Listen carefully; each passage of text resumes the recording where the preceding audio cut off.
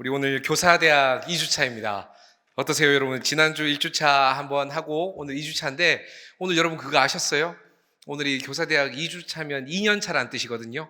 그래서 옆에 있는 분들과 함께 인사하겠습니다. 곧 졸업입니다. 이렇게 인사하겠습니다. 박사님 축하드립니다. 인사하겠습니다.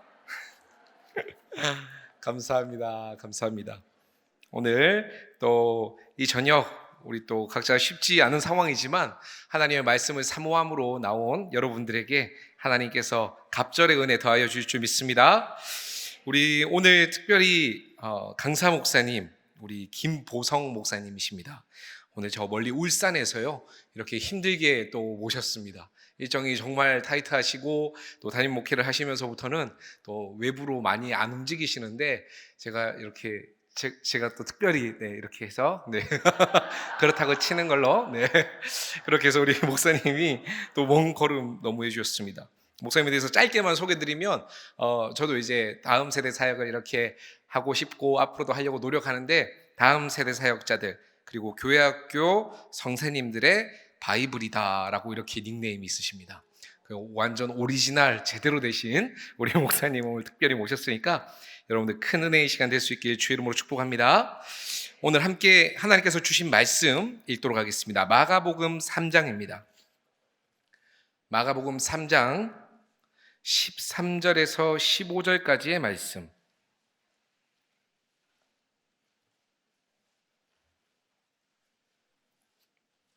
마가복음 3장 13절로 15절까지 말씀. 제가 가진 성경으로는 신약 성경 57면에 있습니다. 우리 13절로 15절까지 말씀 한 절씩 읽고 마지막 절 함께 읽겠습니다. 또 산에 오르사 자기가 원하는 자들을 부르시니 나아온지라.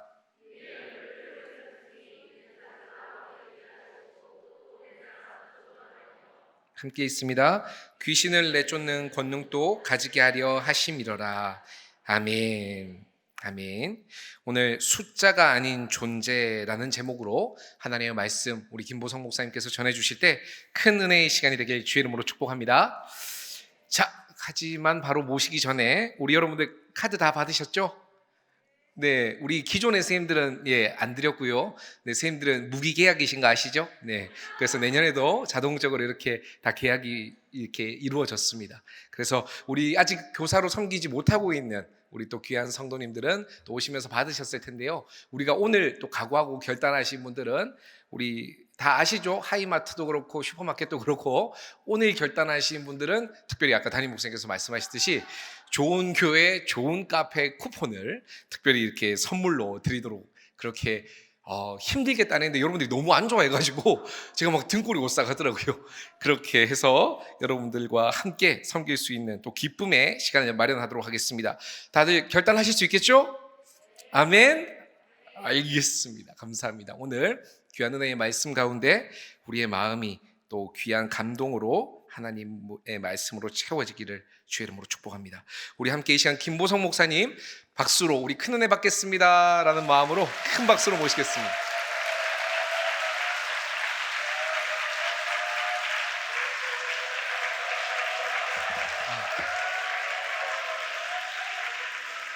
네, 감사합니다.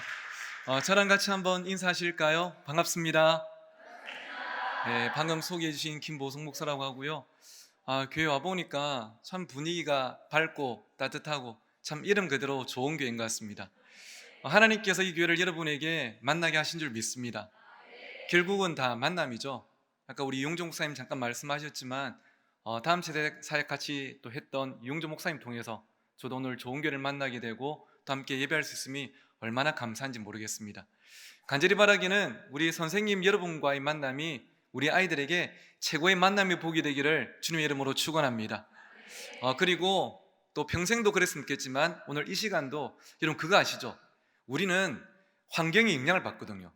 내 옆에 있는 사람이 누군가 따라가지고 나도 그 영향을 받고 설교 시간에 좋을 수도 있고 더 집중할 수 있습니다. 그래서 내 옆에 누가 있는가 정말 중요한데 우리 그런 마음으로 옆에 계신 분께 이렇게 한번 인사하시겠어요? 저를 따라 하시겠습니다.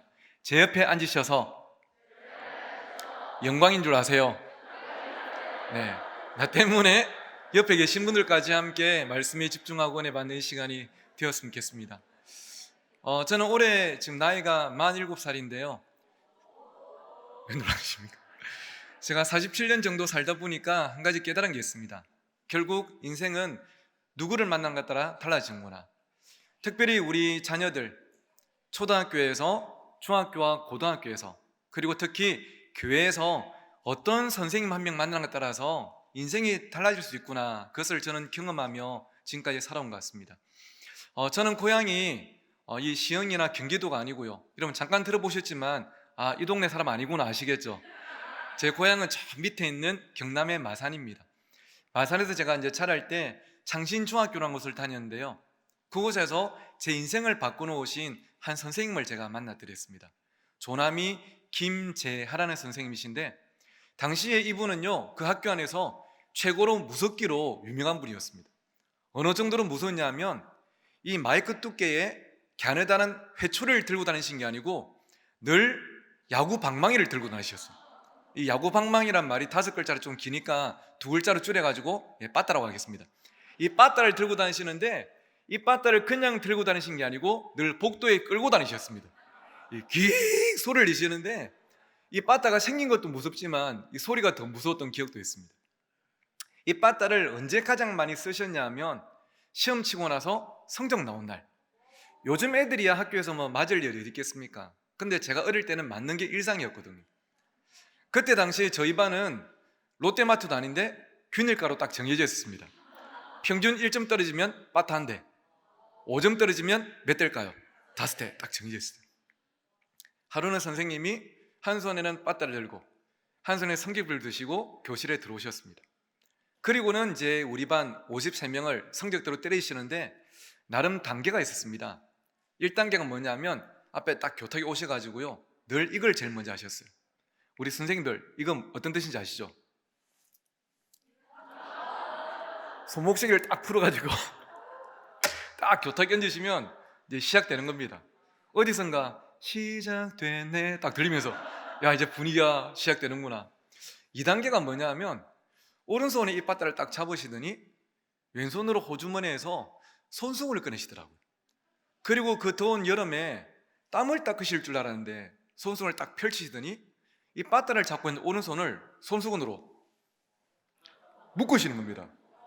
왜 묶으셨냐면 지금부터 53명을 때리는데 때리다 보면 손에 땀이 날 거 아니겠습니까? 땀이 나면 미끄러지면 잘 못 때리니까 최선을 다해 때리시려고 이걸 딱 묶으시더라고요.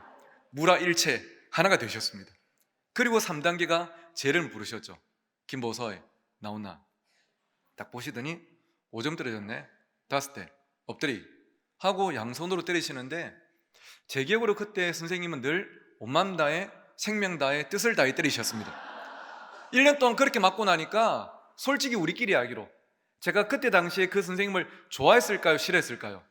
당연히 싫어했겠죠. 그렇게 두드리 패는데. 그러다 보니까 제 인생 47년에 진짜 기분 좋았던 날, 제가 날짜를 기억하는데요 1989년 12월 23일 이 날이 무슨 날이냐면 드디어 2학년 2학기 끝나고 무슨 방학한 날? 겨울 방학한 날, 샘하고 빠빠이한 날. 이제 끝났다. 제 인생의 출애굽을 선포하고 이제는 난 자유하다 싶었는데 인생이 제 마음대로 안 되더라고요. 방학하고 집에 있는데 하루는 집으로 전화가 한 통이 왔습니다. 평소 같으면 저희 집 벨소리가 따르르르릉 이 소리인데 그날따라 벨소리가 따르르르릉 하는데 느낌이 좀 이상하더라고요. 여보세요 하고 받았는데 누구였을까요? 쌤인 거예요. 어이 김보서이. 깜짝 놀라가지고 왜요? 하니까 니 요즘 할 거 없지? 없는데 왜요? 니 잘 들어. 니 내일 아침 9시까지 사흘치 짐 싸가지고 마산역 광장 앞에 딱 나와 있어. 내가 나갔는데 니 안 나와 있으면 알지? 하시더니 대답도 안 했는데 전화를 끊으시더라고요. 너무 당황스러웠어요. 근데 1년 동안 두드려 맞던 본능이 얼마나 무섭냐면 전화를 끊자마자 제가 저를 보니까 짐을 싸고 있더라고요. 짐을 싸가지고 그 다음 아침 나갔습니다. 너무 춥고 외롭게 서 있는데 얼마나 반가운지 제 친구 창활, 민호, 영욱이가 가방을 메고 뛰어오는 게 눈에 보이는 겁니다. 네 명이서 반갑다고 하이파이브를 하고요. 야, 니도 왔나? 근데 잠시 뒤에 이 자리에 모인 게 우리 반 전체가 아니고 이 네 명이 전부란 걸 확인한 순간 마음의 두려움이 더 커졌는데, 이유는 딱 보니까 53명 중에 뒤에서 4명만 딱 모였더라고요. 야, 이거 뭔가 있다. 좀 이따 선생님이 오시더니 저희들을 어디로 데려가셨냐면, 여러분 저 경상남도에 가면 거제도라고 들어보셨습니까? 거제도에 가는 시외버스를 태우시더라고요. 그때 저는 머리에 털라고 거제도를 처음 가봤거든요. 나름 좀 여행 간다 싶어가지고, 야, 여행 간다 좋아하니까 저보다 조금 더 눈치가 빠르던 창환이가 제 입구를 푹 찌르면서, 야 임마, 니 지금 좋아할 때 아니다 임마. 왜 임마? 니 거제도 가면 임마 뭐 있는지 모르나 임마. 그럼 뭐 있는데 임마? 니 책도 안 봤나? 거제도 가면 임마 포로 수용소 있다 임마. 포로 수용소. 우리 죽었다 임마 하기를 완전히 쫄아가지고, 요즘 말로 하면 뭐 유튜브 강 나오겠더라고요. 쫄아서 갔는데 거제도 시외버스 터미널 도착하자마자 선생님이 처음 데려가신 곳이 포로 수용소가 아니었고, 거제도에 가보니까 해금강이라는 참 아름다운 강이 있더라고요. 제가 지난달에도 저희 부모님 모시고 한번 여행을 갔다 왔는데 여전히 참 아름다웠습니다. 그 해금강에서 돈을 내시더니 유람선을 태워주시는 거예요.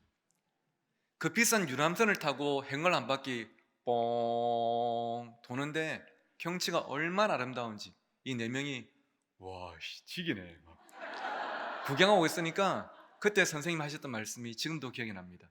얘들아, 사람들이 너희들을 청소년이라고 할 때 청자는 한자로 풀을 청자다. 청소년은 맨날 오락실에 화면만 보지 말고 만화책만 보지 말고 푸른 자연도 보고 자라야 그게 청소년이다. 그리고 배에서 사진을 찍어주시고 배에서 내리자마자 이 본능에 충실한 녀석들이 쌤 배고픈데요 하니까 예약해 놓으신 식당에 데려가셨습니다. 가보니까 횟집이더라고요. 그 비싼 횟집에서 비싼 모든 회를 사주셨습니다. 저희들이 워낙 잘 먹어서 그런지 선생님이 기분이 좋으셨는지 절대 하지 말아야 될 말씀을 해버리셨어요. 마음껏 먹어라 그랬습니다. 이 말씀이 끝나자마자 누가 보면 김밥 천국에서 라면 시키고 공깃밥을 추가하듯이 모든 회를 추가를 했습니다. 엄청나게 많이 먹고 돈도 엄청나게 많이 나왔죠. 그리 한 바퀴 산책하고 밤에 숙소에 갔는데 돈이 2배로 들면도 불구하고 방을 2개를 잡아놓으셨더라고요. 선생님이 작은 방을 쓰시고 저희들한테 큰 방을 내어주시면서 하루 종일 내 눈치 본다고 너희들 피곤했을 건데 밤에 잘 때라도 내 눈치 보지 말고 편하게 쉬다가 자라고 그 좋은 방을 내어주셨습니다. 그때 당시에는 제가 철이었고 어려서 잘 몰랐는데요, 조금 자라서 알게 된 사실이 선생님이 사흘 동안 쓰셨던 돈이 한두 푼이 아니었다는 것과, 이 모든 돈들이 차비에, 밥값에, 숙박비에, 입장료, 이 모든 돈이 이 꼴통들 인간 만들라고 교육청이나 학교에서 나온 공금이 아니었고 누구 돈이었을까요? 선생님 사비였더라고요. 나중에 알게 됐습니다. 그 다음날 아침에는 예전에 선생님이 근무하셨던 거제중학교는 우리를 데려가셨습니다. 방학이다 보니까 학생들도 없고 선생님들도 안 계시고 당직 근무를 서는 선생님이 한 분 계시더니 김재생을 보시고 반갑게 인사하러 나오시는 거예요. 어이 김선생 어쩐 일이고 하고 인사하시는데, 김재 선생님이 우리를 졸졸히 줄을 세우시더니 소개하시기를, 선생님 이 말 것들요, 제가 지금 근무하는 창신중학교에서 최고 꼴통들입니다. 이 학교에 제가 전학 보내려고 겨우 꼬셔가지고 데려왔습니다. 이렇게 말씀을 하실 줄 알았는데 하시는 말씀이, 선생님 이 4명이 제가 지금 근무하는 창신중학교에서 제가 최고로 사랑하고 최고로 기대하는 제 제자들입니다. 제자라는 단어를 그날 처음 들어봤던 것 같습니다. 그러니까 이 당직사님 우리를 한 명씩 안아주시면서 아이고 새끼들 너가 많이 맞았겠네 그러시더라고요. 보니까 또 거기서 또 전적이 화려하셨더라고요. 그리고는 학교 한 바퀴 둘러보고 남은 이틀 동안 거제도의 유명한 관광지들 구경하고 끼니 때마다 해물탕에, 멍게 비빔밥에, 또 그때는 지명이 통영이 아니고 충무였는데요, 충무까지 가서 충무김밥에 천국 같은 사흘을 보냈습니다. 근데 여러분, 잠시 저한테 감정이입을 한번 해보십시오. 사흘 동안 이렇게 아름다운 경치를 구경하고 맛있는 음식을 먹을 때마다 우리 네 명의 머릿속에서 절대 떠나지 않는, 계속 반복되는 한 가지 궁금증이 있었어요. 한 글자로 하면 뭐였을까요? 왜? 왜 이러지? 아무리 생각해도 이해가 안 되는 거예요. 우리는 이런 선생님의 호의를 받을 만한 애들이 아니었거든요. 그러다 보니까 이 선생님의 호의가 저희들에게는 이해가 안 되는 것이죠. 왜 이러실까? 근데 2박 3일 일정을 끝내고 마산으로 돌아오는 시외버스 안에서 선생님이 왜 이러시는지 그 이유를 우리에게 말씀해 주셨고, 저희들의 10대 시절을 바꾸는 말씀하셨습니다. 45인승을 타면 제일 뒤에 5자리가 있지 않습니까? 선생님이 가운데 앉으시고 양쪽 우리를 2명씩 앉히시더니, 보성아, 창하나, 영우가, 민호야, 너희들 지난 2학년 2학기 기말고사 때 영어 성적 몇 점 나왔노? 30점 나왔는데. 영어는, 수학은 몇 점 나왔노? 20점 나온대. 너무 크게 웃으신다. 100점 만점에 30점, 20점, 이게 이 4명의 평균 성적이었어. 이제 예비 중3인데 가장 중요하고 기본적인 단어가 고등학교라는 4음절짜리 한 단어인데 아무도 머릿속에 고등학교가 없었습니다. 선생님이 잘 아셨죠? 근데 이렇게 질문하시고 답하게 하시면서 저희들이 현실을 좀 직면하게 하시더라고요. 야, 그 정도 성적이면 집에 부모님도 학교 쌤들도 거의 다 너희들 손 놓으신 거 알지? 예, 알아요. 근데 그때 선생님이 저를 쳐다보시더니 한 가지를 더 물으셨는데요, 참 이 질문이 좀 아팠어. 보성아, 솔직히 니도 네 자신을 포기했지? 질문이 좀 세더라고요. 그래서 제가 기분은 나빴지만 인정할 수밖에 없는 질문이었기 때문에 예라고 대답을 하는데요, 여러분, 눈물이 흐르는 게 아니고 눈물이 쏟아진다는 게 혹시 어떤 건지 아시겠습니까? 눈물이 쏟아지는데 주체가 안 되는 거예요. 인정하기 싫었지만 인정할 수밖에 없는 16살이었습니다. 제가 우니까 옆에 있는 3명의 친구들도 저를 쳐다보더니 내나 저거나 똑같으니까 4명이 울다가 보니까 선생님이 같이 울고 계시더라고요. 그리고는 저희들에게 말씀하셨습니다. 얘들아, 부모님도 선생님들도 심지어 너희들 자신도 너희들을 포기했겠지만 선생님은 너희들을 결코 포기하고 싶지가 않다. 너희들이 어떤 계기로 마음을 잡고 공부를 시작할 수만 있다면 나는 사흘 동안 썼던 모든 돈들과 시간이 결코 아깝지가 않다. 내가 이번 1년 동안 도와줄 테니까 1년만 공부 한번 해보자. 그럼 너희들도 고등학교도 갈 수 있고 대학이란 데도 갈 수 있고 꿈이란 것도 이룰 수 있을 거니까 1년만 한번 해보자고. 어이? 하면서 이렇게 손가락을 내미셨어요. 이게 뭐 하자는 걸까요? 약속하자. 처음에는 아무도 손가락을 안 내밀었습니다. 왜냐하면 손가락 내민다고 될 일이 아닌 걸 알았거든요. 근데 잠시 뒤에 4명의 마음이 동했는지 손가락을 내밀고 남자 5명에서 손가락 걸고 펑펑 울었던 그날을 잊지는 못합니다. 그때부터 제가 공부를 시작했습니다. 아침에 버스가 다니지 않는 새벽 5시 반에 각자 부모님 차를 타고 학교에 모여서 불을 켜고 공부를 시작했고요.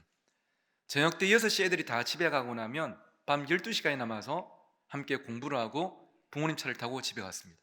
근데 저희들끼리였으면 아마 힘들었을 것 같아요. 선생님이 담임이 아닌데도 일주일에 월, 수, 금, 사흘은 퇴근도 안 하시고 밤 12시까지 공부를 가르쳐 주셨습니다. 우리가 포기할 만하면 아직 시간이 있다고 격려해 주셨고요. 남아 계신 날마다 학교 밑에 분식집에서 순두부찌개에 오므라이스에 돌솥비빔밥을 사주셨습니다. 그렇게 1년을 동의해 주시고 드디어 12월 달에 우리 선생님들 기억나실 건데 연합고사라는 시험이 있었죠. 이 연합고사에 커트라인을 넘어서 합격을 해야만 인문계고등학교에 합격할 수 있는 겁니다. 근데 그때 당시에 제가 있던 마산이 전국에서 서울 강남의 8학군과 더불어서 커트라인이 전국적으로 제일 높았습니다. 좀 비평준화 지역이었는데 그의 전국 평균이 200점 만점에 140점인데 마산이 200점 만점에 182점이었습니다. 근데 200점 만점에 100점도 안 나오던 저희 4명이 마산 인문계 고등학교에 다 합격을 했고요. 3년 뒤에는 각자가 다 대학을 갔고요. 지금은 47살 또래 친구들이 한 명은 마산에서 은행원으로 일하고 있고, 한 명은 창원에서 학교 선생님이 되어 있고, 한 명은 부산에서 돼지국밥집에 식당 사장님이 되어 있고, 나머지 한 명은 울산에서 목사가 되어 있습니다. 방금 제가 말씀드린 분이 이 화면에 계시는 김재하 선생님이신데요. 물론 여러분 보실 때는 왼쪽에 계신 분이 선생님이시겠죠. 작년까지 장신중학교, 장신고등학교에서 평생 근무하시다가 작년 8월 달에 이제 정년 퇴임을 하셨습니다. 제가 중학교를 졸업하고 나서도 고등학생 때도 대학생 때도 사역자가 되어서도 늘 스승의 날마다 명절 때마다 찾아뵙는 제 평생의 스승이시죠. 제가 재작년에 다음 세대 사역을 마치고 울산 신정교회 담임으로 부임했을 때도 가장 먼저 축하한다고 이 화분을 보내셨던 분도 선생님이셨고요. 제가 얼마 전에 우연찮게 그 다음이라는 포털 사이트 있지 않습니까? 거기서 제가 부끄럽지만 저에 대한 좀 자료를 찾을 게 있어가지고 검색창에 김보성 목사로 검색했는데 밑에 글이 쭉 올라오잖아요. 근데 한 개인 블로그에 저에 대한 글이 적혀 있는데 몰랐는데 김재하 선생님의 개인 블로그였습니다. 지금도 아마 제일 위에 떠 있을 건데요. 들어가 보니까 제가 사랑하는 제자 김보성 목사가 이번에 울산 신정교회 담임 목사로 부임하게 되었습니다. 평생 청소년들 위해서 경기도에서 전국적으로 열심히 달려왔는데 얼마나 자랑스러운지 모르겠습니다. 여러분 함께 응원해 주시고 축하해 주십시오. 제가 그 글을 읽으면서 그런 생각이 들었어요. 아, 이분은 중학생 때만 나를 인간 만든 것이 아니라 나의 삶을 응원하신 것이 아니라 나의 평생의 최고의 응원대장이셨구나. 이분을 만나서 내 인생이 달라졌구나. 오늘 좋은교회에 계시는 사랑하는 선생님 여러분, 저는 오늘 여러분이 우리 좋은교회 다음 세대들에게 그런 만남의 복이 되시기를 주님의 이름으로 축원합니다. 여러분의 만남을 통해서 아이들이 꿈을 꾸고, 여러분과의 만남을 통해서 아이들이 하나님을 만나게 되고, 지금은 묘목과 같지만 여러분과의 만남을 통해서 아이들이 하나님 나라의 거목이 되어서 그 그늘 아래 수많은 사람들이 와서 쉬게 되고 하나님을 만나게 하는 삶, 그 일이 여러분을 통해서 반드시 일어나게 되기를 주님의 이름으로 축원합니다. 돌아보면요, 선생님은 저를 숫자로 대하지 않으셨던 것 같아요. 몇 점짜리, 몇 등짜리로 대하셨다면 저한테 그런 관심을 주셨을까요? 결코 그렇지 않았을 거예요. 성적에 상관없이, 숫자에 상관없이 그냥 김보성이라는 제자로서 존재로 대해주셨죠. 근데요, 안타깝게도 오늘 이 자리에도 우리 어린이들도 많이 있고 청소년들 있지만 요즘 아이들이 두 글자로 뭐가 되어버렸습니까? 숫자가 되어버렸어요. 몇 점인지, 몇 등급인지. 제가 아까도 보면서 참 감사한 것은 이 자리에도 우리 청년들도 많이 계신데요, 여러분 참 소위 사람들이 불금이라 말하는 이 시간에 밖에 있지 않고 자신의 삶을 위해서 지금 뭔가 준비하지 않고 예배의 자리에 와 있는 거, 금요일 밤뿐 아니라 주일도 다음 세대와 교회를 위해서 땀과 눈물을 쏟는 거, 얼마나 귀한 청년들의 삶입니까? 근데 여러분, 하나님은 이들을 존재로 바라보시지만 세상은 이들을 존재로 바라보지 않습니다. 숫자로 바라봅니다. 토익 토플 스코어 몇 점인지, 학점 몇 점인지, 자격증이 몇 개인지, 그걸로 한 인생을 평가해버리죠. 제가 고등학생 때였습니다. 하루는 이제 제 친구를 데리고 집에 놀러 갔는데요, 보니까 주방에서 어머니가 설거지를 하고 계시더라고요. 엄마, 내 친구 왔다, 내 방에서 놀게 하고 방에 가려고 하는데 어머니가 저를 부르시더라고. 보성아, 잠깐 와봐라. 부르시더니 제가 데리고 온 친구에 대한 한 가지 정보를 물어보셨습니다. 보성아, 제 이름 뭐고, 제 교회 다니나, 제 집이 어디고, 이런 거를 가장 먼저 물어보신 적 한 번도 없었습니다. 늘 엄마의 첫 번째 질문은 똑같았어요. 뭐였을까요? 어떻게 하셨습니까? 우리 엄마 아세요? 늘 엄마의 첫 번째 질문은 공부 잘하나? 이거였습니다. 근데 친구들마다 성적이 다르겠죠. 하루는 마산 경상고등학교 전교 1등급을 찍고 이 S대에 경제학과에 입학하셨던 봉준한 친구가 놀러 왔습니다. 엄마가 부르시더라고요. 잠깐 와봐라. 공부 잘하나? 엄마, 제가 딱 가오가 들어가지고 엄마, 봉주 1등급이다 하니까 약 10분 뒤에 엄마가 제 방에 오셨는데요, 평소에 안 하시던 노크를 똑똑 하시더니 방에 들어오셨는데 손에 뭐가 있었을까요? 과일이 있더라고요. 이 과일을 봉주 앞에 놓으시면서 뭐라 말씀하시냐면, 봉주야, 우리 보성이랑 동네마다 똑같네요. 우리 보성이랑 친하게 지내라. 천천히 놀다 가라 하시더니 나중에는 오셔가지고 자고 가라 하시더라고요. 자고 가라. 그때 저희 엄마가 제일 싫어하신 게 제가 남의 집에 자는 거였어요. 근데 봉주 보고 자고 가라 하시더라고요. 그런데 약 일주일 뒤에 저랑 성적이 비슷한 진욱이가 놀러 왔습니다. 공부 잘하나? 내랑 비슷하다 하니까 약 10분 뒤에 엄마가 제 방에 오셨는데 노크가 어디 있습니까? 들어오셨는데 과일도 없더라고요. 진욱이한테, 진욱아, 너 금방 기다리시겠다, 빨리 가라! 보내시더라고. 제가 지금 엄마를 디스하는 게 아니고요, 단적인 예를 들었지만 아이들이 뭐가 돼버린 것입니까? 숫자가 돼버린 거예요. 그 마음속에 어떤 꿈이 있는지, 어떤 가정 환경 가운데 자라는지 전혀 그런 것들은 관심이 없고 아이들이 숫자가 돼버렸습니다. 그런데 여러분, 아이들이 학교와 학원과 가정에서는 숫자가 되었다 할지라도 교회에서는 아이들이 숫자가 아닌 존재만으로도 존중받고 사랑받는 곳입니까? 저는 이곳에 있는 좋은 교회가 꼭 그런 공동체가 되기를 주님의 이름으로 축원합니다. 그런데 안타깝게도 제가 사역했던 교회들을 돌아보면, 또 제가 만났던 교회들을 생각해 보니 아이들이 조금은 다른 의미로 교회에서도 숫자가 될 때가 있더라고요. 어떤 경우냐면, 여러분 화면에 있는 게 뭔지 아시겠습니까? 아이들이 어쩔 때 숫자가 될까요? 이런 경우였죠.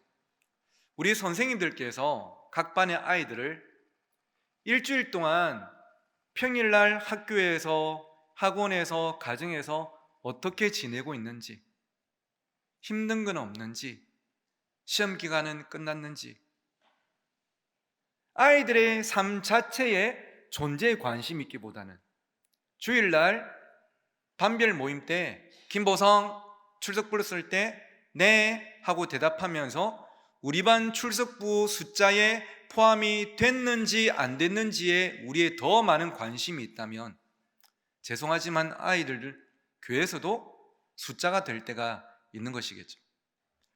제가 예전에 김해에서 사역할 때 이제 그 김해 중앙교 중등부가 매주마다 약 200명 정도 중학생들이 예배를 드렸었는데요, 1학년 1반부터 3학년 15반까지 있었는데 1학년 4반에서 있었던 일입니다. 하루는 9월 말 토요일 저녁 때 1학년 4반 담임 선생님이 반 아이들 4명한테 전화를 하셨습니다. 따르르릉, 여보세요. 민호가 전화를 받았어요. 민호야 하는데 민호가 내일 교회 갈 건데요 하고 전화를 끊어버렸어요. 선생님 뭘 받으셨을까요? 상처를 받으셨어요. 그 다음날 주일 교회 오시더니 저한테 고자질 하시더라고요. 목사님, 제가 어제 민호한테 전화를 했는데 하면서 하면서 막 고자를 하시더라고요.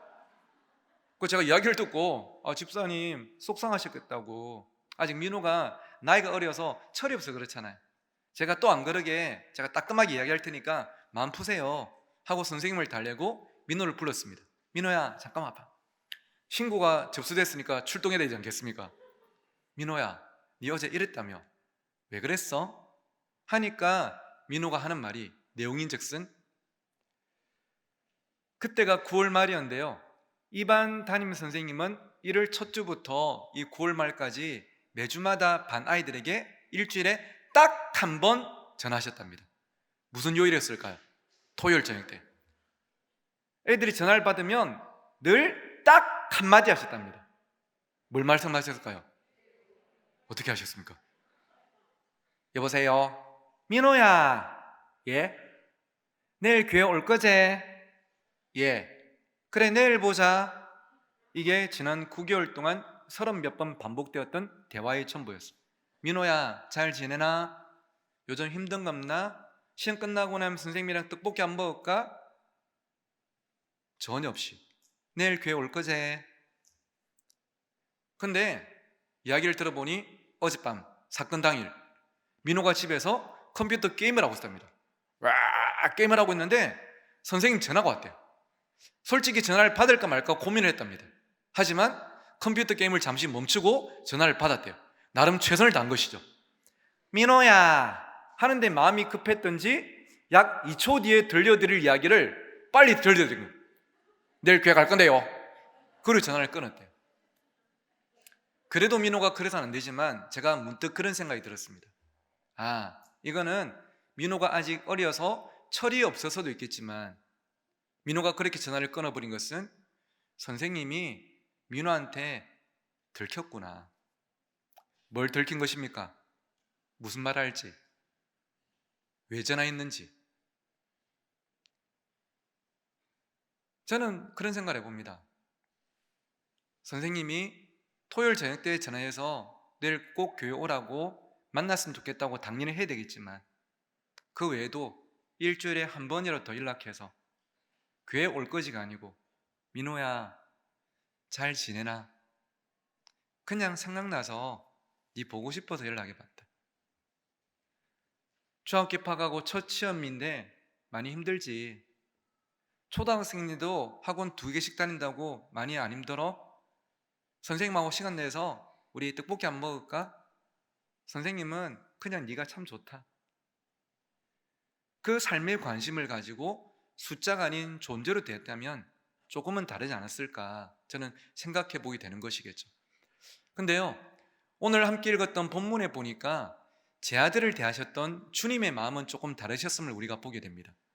오늘 본문은 예수님께서 12명의 제자를 불러 모으시고 나서 그들을 왜 부르셨는지 이유를 설명하시는 장면인데 여러분 한 번 더 화면 보시면서 큰 소리를 읽어주시면 감사하겠습니다. 시작.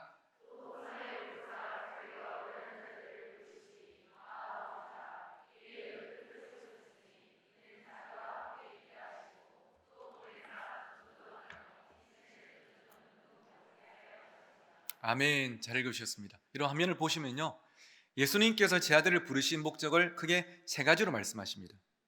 첫 번째는 제가 일부러 빨갛게 표시해놨는데요, 이는 자기와 어떻게 하게 하시고 함께 있게 하시고, 두 번째는 또 보내사 뭐하며 전도도 하며, 세 번째는 무엇을 주셨다고요? 귀신을 내쫓는 권능을 주셔서 귀신 들린 사람을 고치도록 하기 위해서 제 아들을 부르셨답니다. 자기와 함께 있게 하시고 전도하게 하시고 귀신을 내쫓게 하기 위해서. 근데 저는 이 말씀을 처음 접했을 때 조금은 의아했던 것은, 아니 주님이 12,000명을 부르신 것도 아니고 고작 12명을 부르셨는데 12명을 통해서 하나님 나라를 이루어 가시고 공생사를 하셔야 되는데 제 아들한테 말씀하시기를, 얘들아 내가 너희들 왜 부르는지 아느냐? 너희들 빨리 나가서 전도해라. 유대인이고 이방인이고 나를 메시아로 믿지 않는 그들에게 전도를 해라. 1명, 10명, 100명 전도해라. 나가서 귀신 들린 사람들을 고쳐라. 1명, 10명, 100명 할 수 있으면 많이 고쳐라. 이것이 내가 너희들을 부른 이유다라고 말씀하실 줄 알았는데 주님은 그는 기능적인 면을, 숫자를 뒤로 미루시고 의도적으로 첫 번째로 뭐라고 말씀하셨냐 하면 이는 자기와 함께 있게 하시고라 말씀하셨어요. 나는 너희들과 함께 있고 싶어서 너희들을 부른 것이다. 좀 다르게 표현해 볼까요? 베드로야, 마태야, 내가 너희들 왜 부른지 아느냐? 나는 너희들을 어디에 써먹으려고 부른 것 결코 아니다.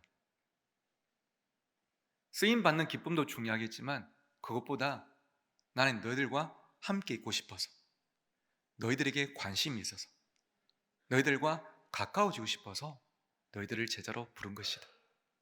오늘 제 설교의 제목으로 표현하자면 너희들은 나에게 숫자가 아닌 무엇이다? 존재다. 너희들의 직업이 어떻든지 지금까지의 삶이 어땠든지 상관없이 너희들의 존재만으로도 나에게는 소중하고 특별하다. 주님은 제 아들을 존재로 대하셨습니다. 근데 여러분 놀랍죠? 주님께서 그들이 전도한 사람, 귀신 내쫓은 사람을 몇 명인가 카운트하지 않으셨지만, 억지로 떠밀지 않으셨지만, 그들을 존재로 대하셨던 주님의 사랑이 그 가슴 속에서 폭탄처럼 경험되고 나니까 그들은 억지로 시키지 않아도 나가서 전도도 하고 귀신도 내어 쫓으면서 하나님 나라를 이루어 갔지 않습니까? 존재더라고요. 어떤 목적을 두고가 아니라 존재로 품어줄 때, 그 진심이 전해질 때 사람이 바뀌게 됩니다. 제가 고등학생 때였는데요, 하루는 밤에 야자를 하고 있는데, 야간 자락습을 하고 있는데 비가 억수같이 쏟아지는 겁니다. 아침에는 날씨가 맑았기 때문에 우산을 준비를 안 했죠. 근데 소나기인가 싶어서 하늘 쳐다보는데 그칠 기미가 보이지 않고 계속 비가 오는 겁니다. 야, 큰일 났다 해가지고, 그때 당시에 제가 전도해서 함께 교회 다닌 지 약 석 달 되었던 제 짝지 진욱이한테, 야 진욱아 우리 뛰자 해가지고 가방을 이렇게 머리 위에 쓰고 야자 마치고 교문으로 뛰기 시작했습니다. 교문까지만 가면 뻐정이 있었거든요. 뻐정이 뭔지 아시죠? 예, 버스 정류장. 그 버스 타면 되니까 막 뛰기 시작했습니다. 그런데 교문 앞에 갔는데 어디선가 많이 본 듯한 번호판에 승용차 한 대 딱 서 있는 거예요. 저 번호 어디선가 좀 본 것 같은데? 하는데 아니나 다를까, 운전석에서 누가 내리셨냐면 저희 아버지가 내리신 게 아니고 제가 당시에 다니고 있던 모교회 서마산 교회 고등부 1학년 담임쌤인 문혜연 집사님이 내리시는 거예요. 깜짝 놀랐죠. 쌤, 여기 웬일이에요? 오늘 일요일도 아니고 교회도 아니고 평일날 학교 앞인 거예요. 선생님 하신 말씀이, 저녁 때부터 갑자기 비가 엄청나게 오길래 너희들 우산 준비 안 돼가지고 비 맞을까봐 걱정돼서 왔다 이가. 타라 하시더니 저희 둘을 차에 태우시고 그 길로 어디로 데려가셨냐면 바로 교회 지하 기도실 데려가셔가지고 둘이 무릎 꿇쳐놓고 주여! 했으면 우리 그날부터 교회 안 다녔어요. 학교 바로 밑에 있는 경상부식 데려가시더니, 여러분 그때 제가 지금보다 체중이 딱 25kg가 더 나갈 때거든요. 88kg 나가던, 키는 지금보다 작은데 체중이 엄청 나갔던 좀 비만이었습니다. 제가 88kg, 진욱이 84kg, 둘이 평균 86kg. 이 둘이한테 사주신 게 기본으로 라면 2그릇 깔아주셨고요, 김밥 2줄 시켜주셨고, 그 다음에 추가로 떡볶이 2인분, 순대 2인분, 튀김 2인분을 사주셨습니다. 이걸 둘이가 다 먹고 나니까 안 모자라나? 이제는 배 부른데요 하니까 차에 태우시더니 저희 집 앞에 내려주셨습니다. 저랑 진욱이가 이웃 사촌이었는데요, 우산을 하나씩 지어주시면서 딱 한마디 하고 출발하셨어요. 보성아, 진욱아, 안 그래도 주중에 너가 생각나고 보고 싶었는데 오늘 이렇게 잠깐이라도 보니까 너무 좋았다 하고 출발하셨습니다. 차에서 내려가지고 우산을 펼쳐들고 둘이가 우산 밑에서 나눴던 대화가 그 차의 뒷모습을 쳐다보면서, 진욱아, 우리 쌤 진짜 좋다 맞지? 진욱아, 이번 주 일요일 날 우리 교회 가자. 이번 주는 꼭 가자. 그리고 조금 더 나눴던 대화가, 진욱아, 우리도 2년 뒤에 20살 대학생이 되면 우리 문혜연쌤처럼 주일학교 교사로 신청 안 할래? 그래가지고 우리도 오늘 선생님이 우리 찾아와 주신 것처럼 시간 날 때마다 우리 중고등부 동생들 학교에 간식 사들고 찾아가서 응원 안 해줄래? 그러면 오늘 우리가 이렇게 힘이 나고 기분이 좋은 것처럼 그 일도 안 그럴까? 하니까 진욱이가 그거 좋은 생각이라고 그렇게 하자 하더라고요. 그리고 2년 뒤에 저와 진욱이는 같이 부산 고신대학교 영어영문학과에 입학을 했고, 금요일 날 시간표를 맞추어서 좀 일찍 마치고 마산으로 넘어와서 이번 주는 마산중학교, 다음 주는 성지오고 중고등부의 동생들 학교를 찾아다니면서 까만 봉다리에 바나나 우유나 아이스크림 사들고 가서 그냥 생각나서 왔다고, 먹고 힘내라고 하이파이브 한번 해주고, 그 20살 때 시작되었던 아이들과의 만남이 담임 목회를 시작할 때까지 2020년까지 25년 동안 이어왔고, 점심때마다 학교에 찾아가고 저녁 때마다 학원에 찾아가면서 아이들과 함께 했던 것 같습니다. 방금 말씀드렸던 분이 이 화면에 나오실 문혜연 선생님이신데요, 여러분 보실 때 제일 왼쪽에 계신 분은 최정자 여사님이시라고 저희 어머니시고, 그 옆에 계신 남자분이 문혜연 선생님이십니다. 이 사진은 제가 천안에 있는 고려신학대학원을 졸업하던 날입니다. 저희 어머니가 저랑 성격이 똑같으신데요, 남들한테 괜히 좀 부담 주는 게 싫으셔가지고 아들 신대원 졸업하는 거를 교회 광고를 안 하셨습니다. 가장 가까이 지내시는 권사님들만 몇 분이 함께 올라오셨는데, 문혜연 선생님이 우연찮게 소식을 들으시고 당일날 마산에서 차를 몰고 천안까지 혼자 올라오셨더라고요. 그리고 강당에서 졸업하는 저를 보면서 얼마나 많이 우시는지, 우리 보성이 곧 목사 된다고, 그 고등학생 때 내 반일 때 하나님, 저도 하나님께 쓰임받는 목사 되게 해달라고 그렇게 울면서 기도하던 아이가 이렇게 자라서 곧 목사 된다고 얼마나 우시는지. 하도 우시길래 제 옆에 있는 친구가 저한테 물어보더라고요, 너가 아버지냐고. 근데 정작 저희 아버지는 그때 당시에 불신자셨습니다. 그래도 억지로 끌려가지고 졸업식까지는 오셨는데 졸업식장에는 안 들어오시고 화가 나셔가지고 밖에 주차장에서 이 줄담배만 피고 담배를 거의 한갑을 피셨더라고. 얼마나 초조하셨겠습니까? 이거 결국 목사 되는구나 싶어가지고. 근데 이 선생님은 저희의 삶의 참 중요한 순간에 그렇게 함께 울고 축하해 주셨고요.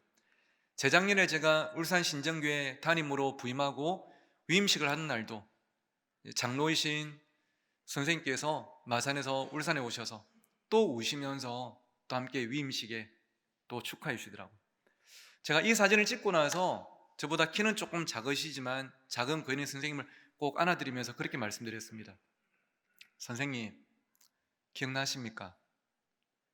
고등학교 3년 동안 제 보고 싶다고 학교 앞에 찾아와 주시고, 가을 되면 진영에 단감 따로 데려가시고, 주일날 밤별 모임 마치고 나면 댁에 데려가셔서 라면 끓여주시고, 방학 때 시간 나면 바람 쐬자고 같이 여행 데려가시고, 늘 저희 삶에 관심을 가지고 때로는 교회를 안 가고 연락도 안 받아도 변함없이 저를 사랑해 주신 그 선생님의 마음과 발걸음이 저로 하여금 교회에 오고 싶게 만들었고, 저로 하여금 하나님을 믿게 만들었고, 저로 하여금 이런 삶을 살게 만들어 주셨습니다.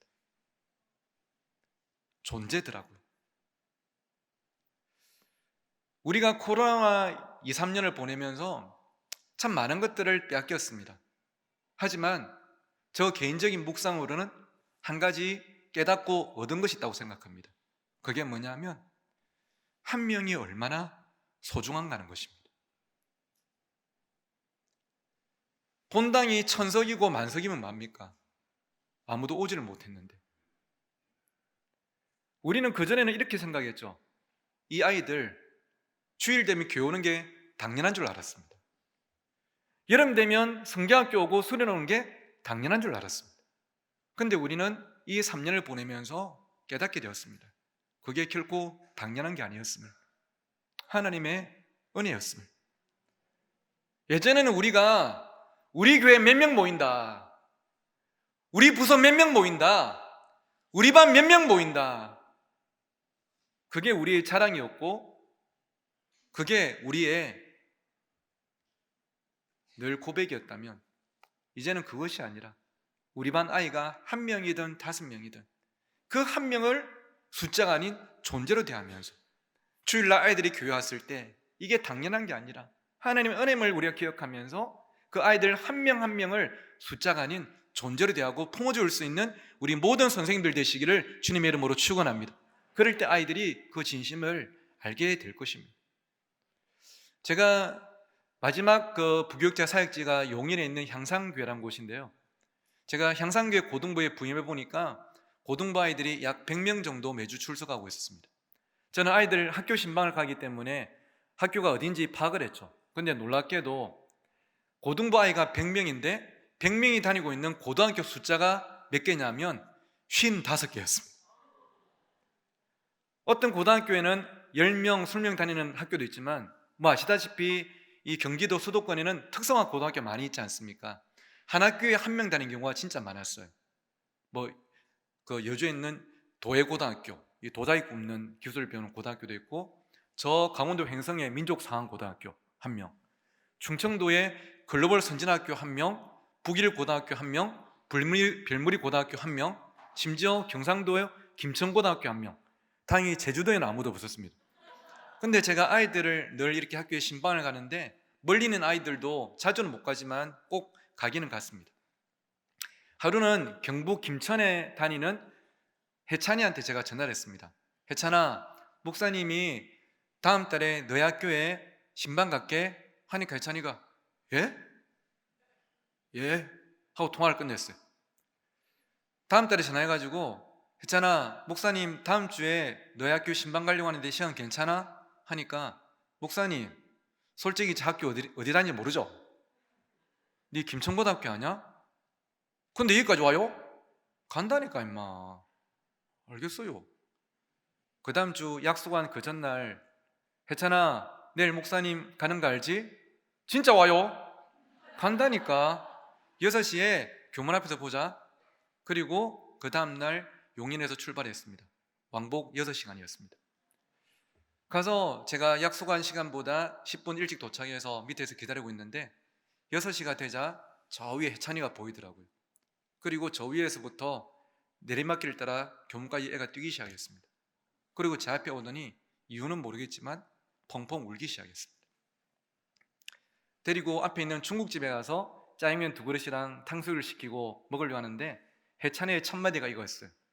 목사님 이렇게 오셔도 저 주일날 교회 못 가요. 그래서 제가 그랬죠. 혜찬아 나 니한테 주일날 교회 오라고 그 말 하려고 온 거 아니야.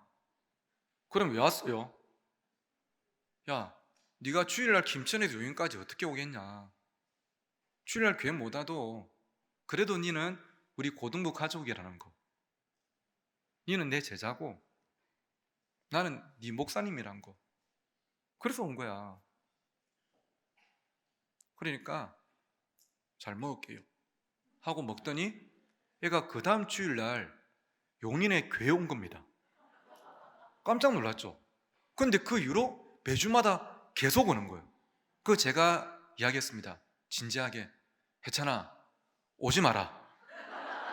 너 금마하고 내하고 사이가 안 좋아진다.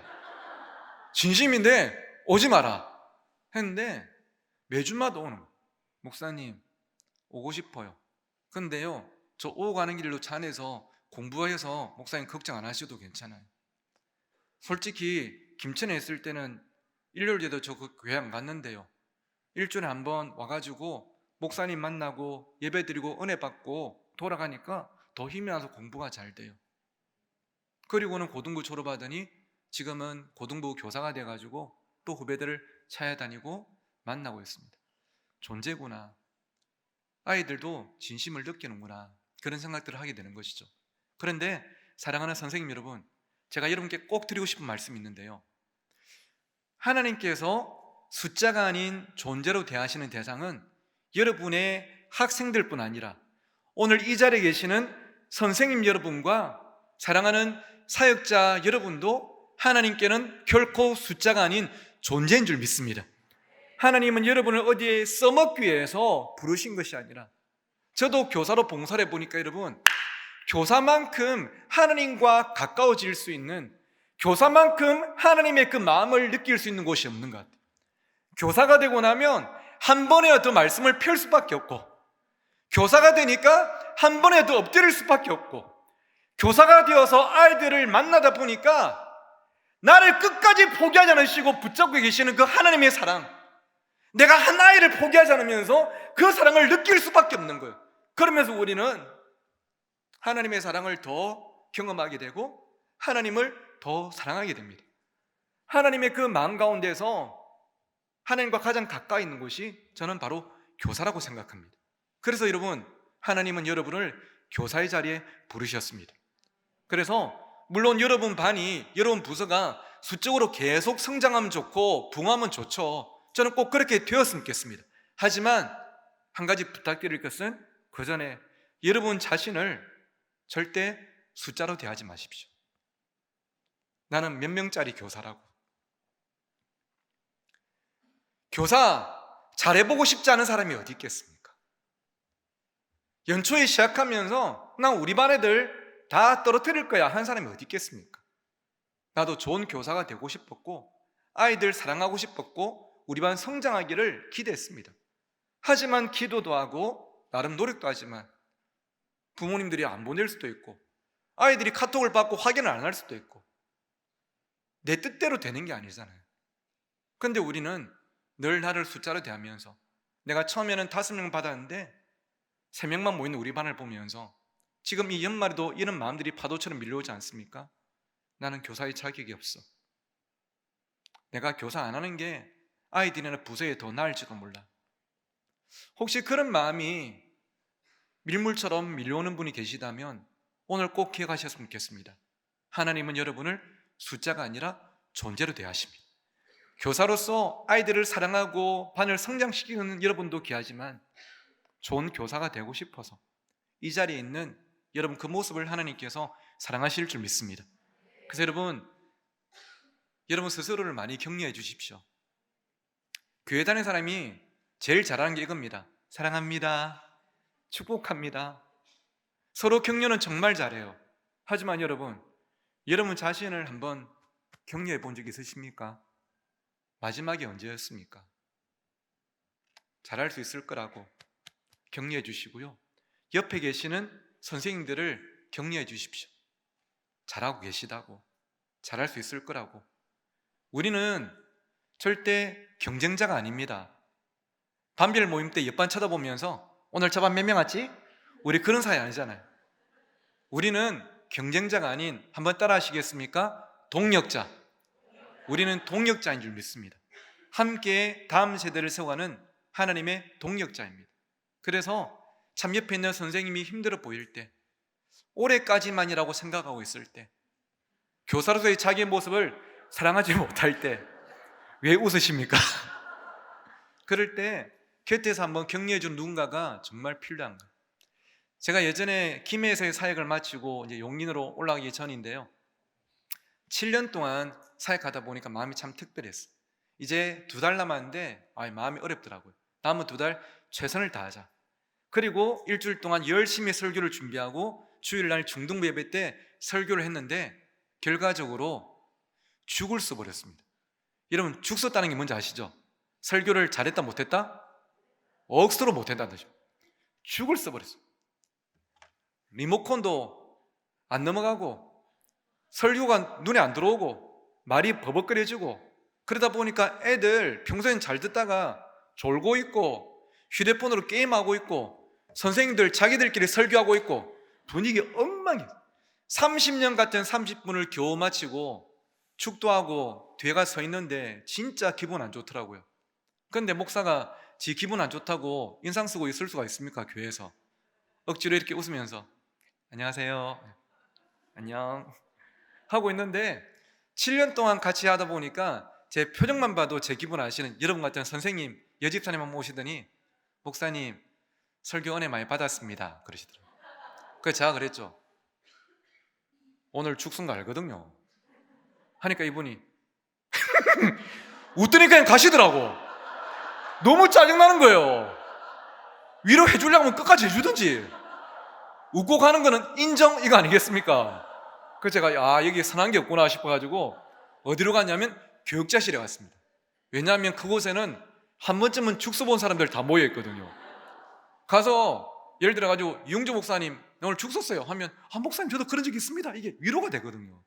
그런데 갔는데 교육자실에 20명이 쓰는 교육자실에 그날따라 한 명도 없는 거예요. 예배 가고 모임 가고 한 명도 없어. 말할 데가 없더라고. 제 자리에 가가지고 제가 자리에 앉았는데요, 파도처럼 밀려오는 이 자괴감, 스스로에 대한 실망감. 야, 네가 이래가지고 목사냐? 설교 한두 번 하냐? 네 이래가지고 다음 주 설교도 되겠냐? 스스로 화가 나가지고요, 마음이 안 추스려서 제가 안경을 벗고 이 말을 제 책상에 3번 쿵 쿵 쿵 쥐어박았어요. 안경을 쓰고 그래도 마음이 안 추스려서 눈을 감고 의자에 몸을 기대고 마음을 추스르고 있는데, 이 모습을 누가 봤냐면 우리 중등부 1학년에 14살짜리 광빈이가 봐버렸어. 교육자실에 저한테 마이구미라는 간식주로 놀러 왔다가 교육자실 유리창으로 보니까 자기 목사가 이러고 있으니까 분위기가 좀 심상찮다 느꼈나 봐. 들어온지도 모르게 조용히 들어와서 제가 눈을 감고 있는데 제 뒤에 오더니 저를 뒤에서 이렇게 꼭 껴안았습니다. 그리고 저한테 이렇게 말했어요. 목사님, 괜찮아요. 가끔씩은 이런 날도 있잖아요. 제가 이 말을 듣자마자 확신한 게, 야, 중1짜리 이렇게 말할 정도면 오늘 확실히 죽었구나. 가끔씩은 이런 날도 있잖아요. 이 말을 바꾸면 오늘은 진짜 아니었다. 근데 여러분, 이 말에 제가 자존심에 스크래치가 확 하면서 화가 났던 게 아니라 이 말 한마디가 얼마나 위로가 되는지. 맞다. 우리가 사역하다 보면 이런 날도 있고 저런 날도 있고, 잘할 때도 있고 못할 때도 있고, 오늘 이랬으면 다음 주 더 잘하면 되는 거지. 우리 선생님들도 어떤 때는 일주일 매일마다 아이들 위해서 기도하고 연락도 몇 번이나 하고 같이 밥도 먹고, 그래서 주일날 아이들을 만났을 때 사랑한다 말하는 게 너무 당당해요. 하지만 어쩔 때는 집에 있는 내 애가 속을 썩여서 장사가 안 돼서 몸이 아파서 아이들을 한 번도 떠올리지도 못하고 주일을 만나서 보고 싶다는 말하기도 참 부끄럽고 미안할 때가 있지 않습니까? 가끔은 그런 날도 있어요. 하지만 그렇다고 여러분 스스로 너무 자책하면서 그러지 마시고요, 스스로를 격려해 주시고 서로를 격려해 주십시오. 그리고 마지막으로 여러분께 드리고 싶은 말씀, 여러분, 나 스스로 위로하는 것도 필요하고 서로를 위로하는 것도 필요한데, 제가 사역해 보니까 최고의 위로는 위로부터 오더라고요. 하나님께서 여러분에게 너는 나에게 숫자가 아니고 존재다. 그리고 능력이 부족하다면 내가 그 능력 주겠다. 그 말씀하신 하나님이 계심이 우리에게 최고 위로 아니겠습니까? 그래서 마지막으로 여러분, 화면에 있는 이 한 문장 같이 한번 읽어보고 마쳤으면 좋겠는데요, 저도 사역을 하면서 한계를 만날 때마다 제가 늘 다시 한 번 더 고백하는 내용인데, 우리 같이 한번 읽어보실까요? 시작. 하나님이 나를 불러서 쓰신다는 것은 나에게 그럴 만한 능력이 있어서가 아니라 그럴 만한 능력을 주시겠다는 말씀이다. 아멘. 여러분, 하나님께서 우리를 교사와 목사로 부르신 것은 우리에게 그럴 만한 능력이 있어서가 아닙니다. 그것은 그럴 수 있는 능력을 주시겠다는 약속의 말씀인 줄 믿습니다. 그래서 우리 스스로를 숫자가 아닌 존재로 대하고, 또 우리에게 허락하신, 내년에 허락하실 아이들을 숫자가 아닌 존재로 대하면서 주님의 그 사랑 가운데 정말로 귀하게 쓰임받고 이 사명 잘 감당할 수 있는 우리 모든 선생님들 되시기를 주의 이름으로 축원합니다. 우리 그럴 수 있도록 서로 같이 박수로 한번 격려해 주실까요? 감사합니다. 제가 기도하겠습니다. 하나님, 좋은 교회 선생님들 이 밤에 모여서 하나님 말씀을 듣고 우리 아이들과 우리 자신은 결코 숫자가 아닌 존재임을 깨닫게 하심에 감사를 드립니다. 오늘부터 남은 한 달, 또 내년도 사랑하는 아이들을 하나님 마음으로 품어주게 하여 주시고, 우리 서로도 나 자신도 사랑하고 위로하고 격려하면서 이 믿음의 길, 사명의 길 잘 걸어갈 수 있도록 함께하여 주시옵소서. 감사하며 예수님의 이름으로 기도드립니다. 아멘.